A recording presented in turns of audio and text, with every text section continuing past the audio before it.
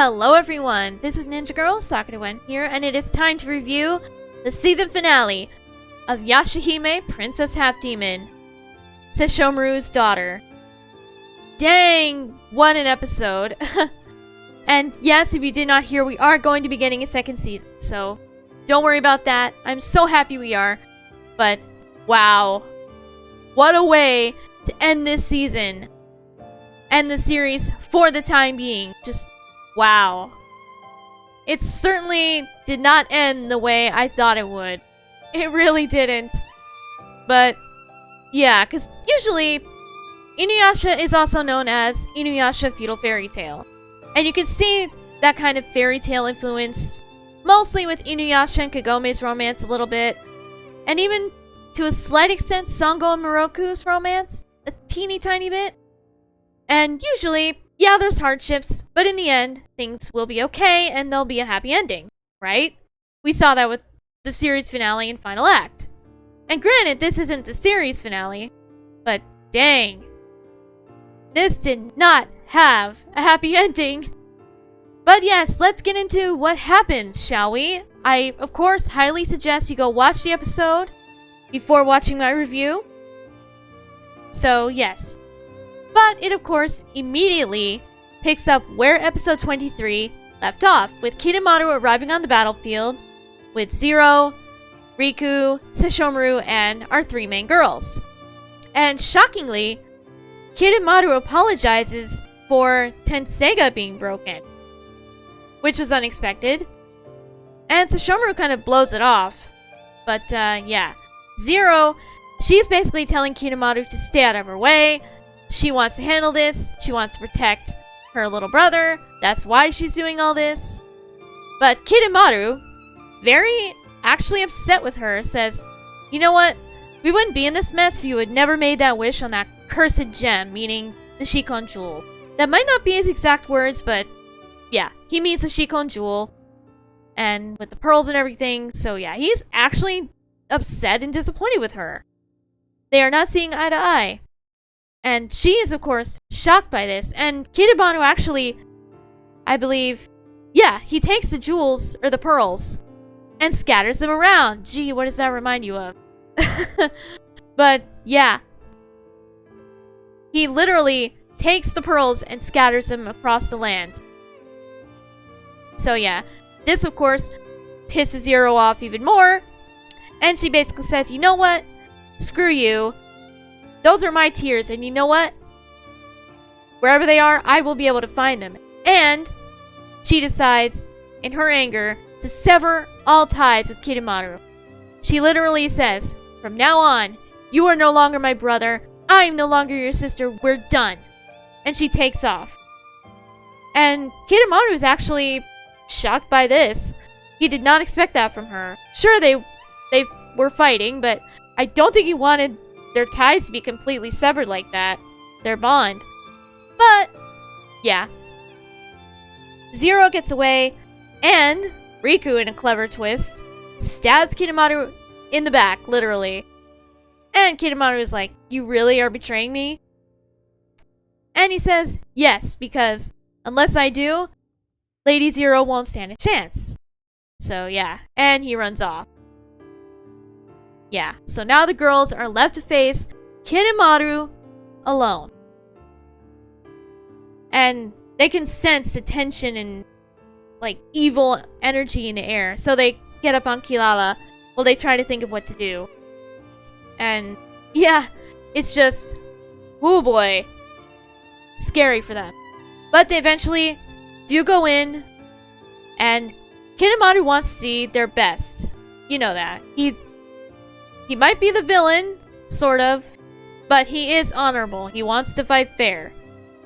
And he really wants to see what Towa is capable of. Mostly. He's a little interested in what Moroha can do, but not really. He's mostly interested in Towa's power. And he knows, hey, you really go all out when you see your sister is in trouble, Setsuna. So, what does he do? He goes after Setsuna. And they both try to fight Towa and Setsuna. Towa gets shoved off. And in a surprise attack, Setsuna tries to come in. And she is slashed across the chest by Kidamato in anger. And this actually kills her. Setsuna is dead. And Towa immediately, of course, runs to her and says, I'm gonna patch you up. I'm gonna get you all better. Hang in there. Don't leave me. It's gonna be okay.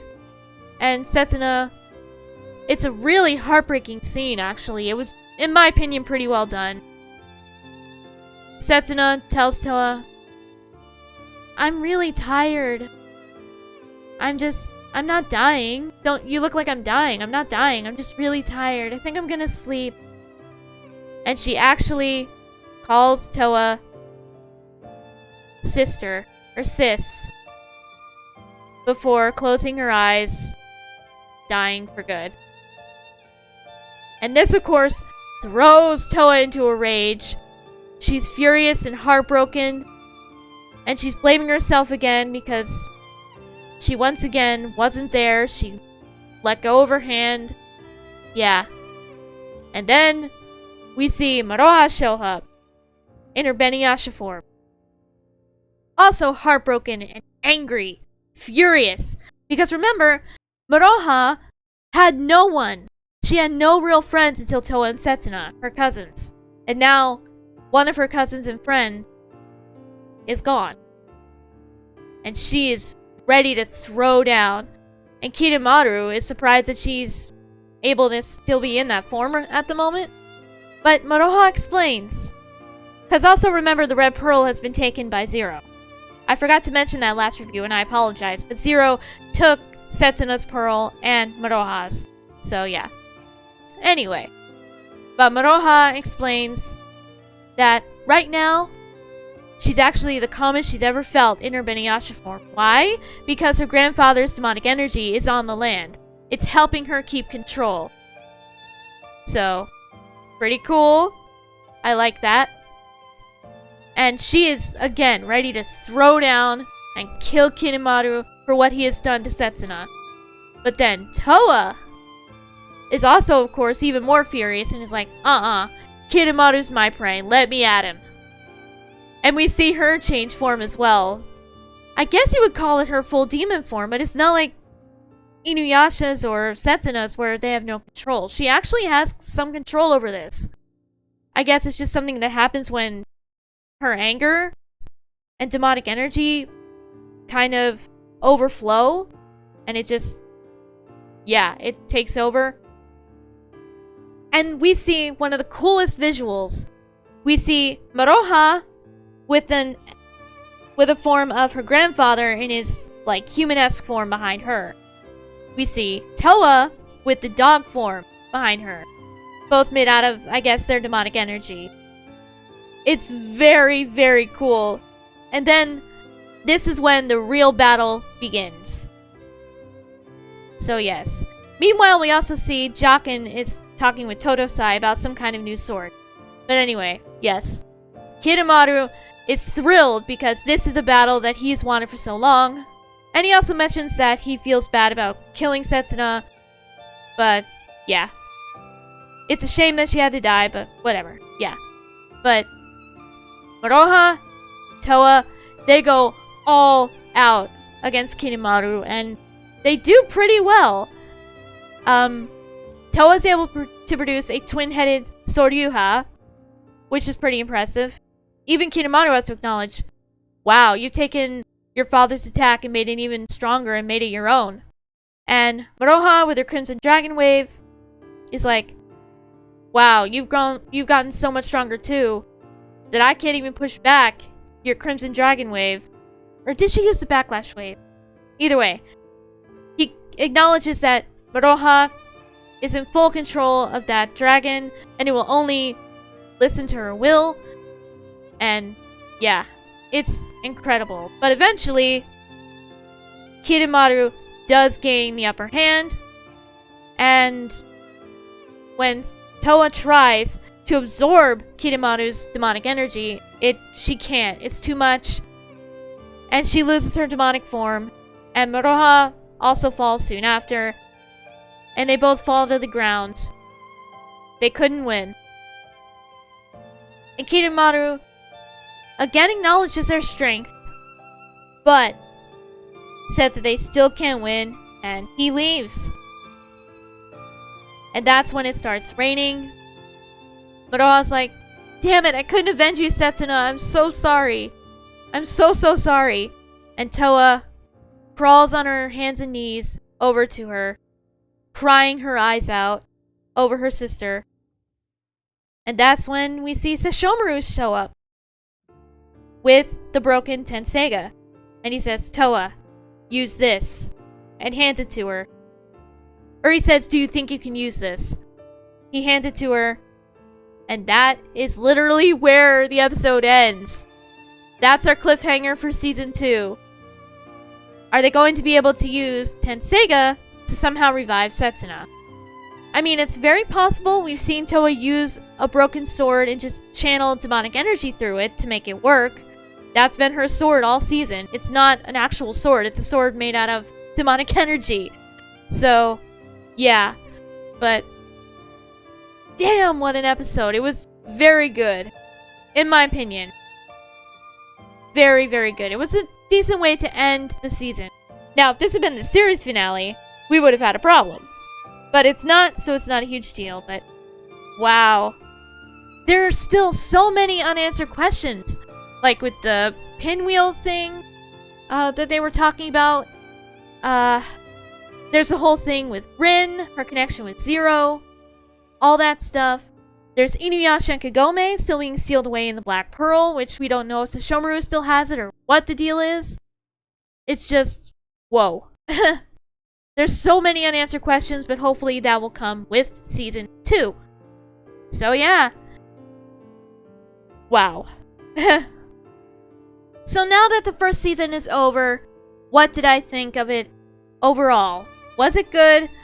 Was it bad? Better than Inuyasha? On the same level? Personally, in my opinion, yes, Inuyasha is better as a series. However, we do have to take into account that this series isn't finished yet. But, yes.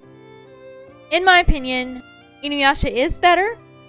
But were there some great things about Yashahime? Yes, absolutely. Some of the new characters were a lot of fun.